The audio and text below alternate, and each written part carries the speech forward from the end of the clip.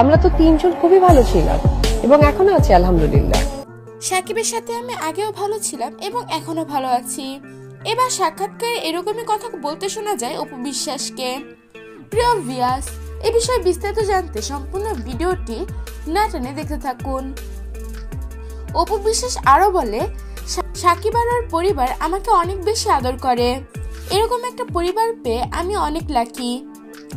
এবং পাশাপাশি আমাকে যে পরিমাণ আদরটা করে, আমি অনেক লাকি একটা মেয়ে যে আসলে ওই ফ্যামিলির সাথে অ্যাডজাস্ট হতে পেরেছে। আমি সো লাকি। এবার অপু বিশ্বাস নিজ মুখে স্বীকার করলো তাদের সংসারের কথা, আর কথার মাঝে বুবলিকে একটা বিপদ বুঝিয়েছে।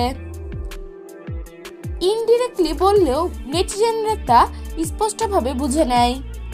অপু বুঝিয়েছে বুবলি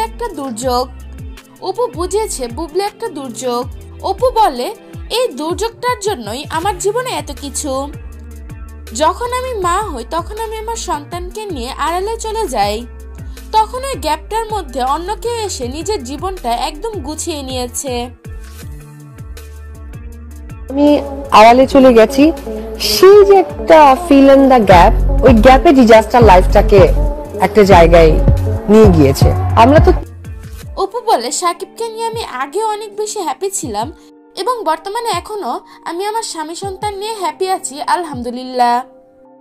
প্রিয় ভিউয়ার্স, এই বিষয় নিয়ে আপনার কি মতামত সেটা জানিয়ে দিবেন আমাদের কমেন্ট বক্সে।